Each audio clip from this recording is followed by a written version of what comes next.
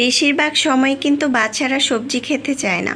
তবে সবজিটা কিভাবে তৈরি করলে বাচ্চারা চেটেপুটে খাবে এবং বাচ্চা থেকে বড় সবাই, রুটি পরোটা গরম ভাতের সাথে সেদিন একটু ভাত রুটি বেশিই লাগবে। হ্যালো ফ্রেন্ডস, আসসালামু আলাইকুম। আজকের রেসিপিতে স্বাগতম জানাচ্ছি।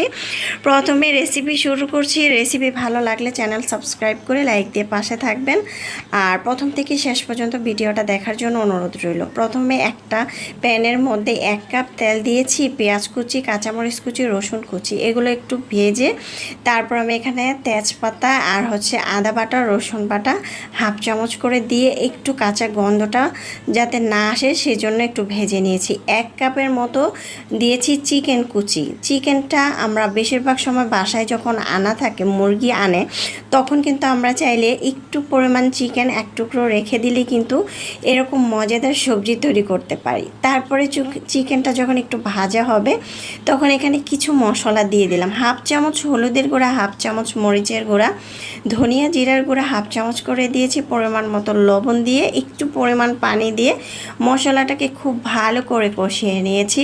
মশলা যত কষাবেন তরকারি খেতে তত বেশি ভালো লাগবে। আর এখন যখন কষানো হবে তখন আমি দিয়ে দিচ্ছি সবজি। আমি এখানে 5 মিশালি সবজি নিয়েছি। আপনারা এটা কিন্তু যে কোনো সবজি দিয়ে এটা রান্না করতে পারেন। এখানে আমি পটল, পেঁপে, গাজর, বটবডি, তারপর সব ধরনের সবজি দিয়েছি, দেখতে পাচ্ছেন। তারপরে আস্ত কিছু কাঁচামরিচও অ্যাড করেছি। ঢাকনা দিয়ে ঢেকে রেখেছিলাম। প্রায় 3 থেকে 4 মিনিট চুলার আঁচ বাড়িয়ে দিয়ে এটা রান্না করে নিয়েছি। ধনে পাতা কুচি দিব, ভাজা জিরার গুঁড়া দিব। যখন একদম লেগে লেগে যাবে, তারপরে সবজিটা একটু ভাঙা ভাঙা হবে তখন দিয়ে দিব।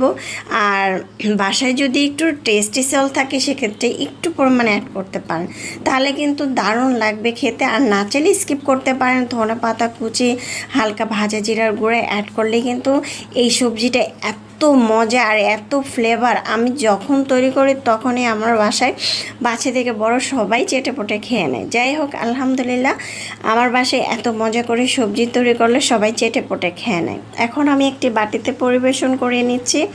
মাশাআল্লাহ, দেখতে যেমন সুন্দর হয়েছে, খেতে কিন্তু তার থেকে দারুণ মজার হয়েছিল।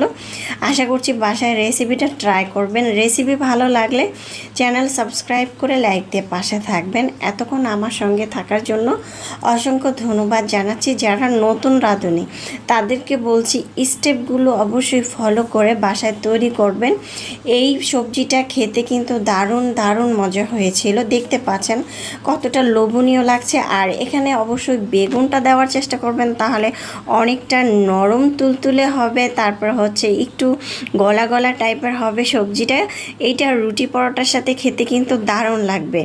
আর যদি চিকেন না দিতে চান সেক্ষেত্রে এখানে একটা ডিম ভেঙে দিতে পারেন, তাহলে কিন্তু খেতে আরও বেশি ভালো লাগবে। যাই হোক, আপনাদেরকে একটু টিপস বলে দিলাম, আশা করছি আপনাদের ভালো লাগবে। চাইলে ট্রাই করতে পারেন। আল্লাহ হাফিজ।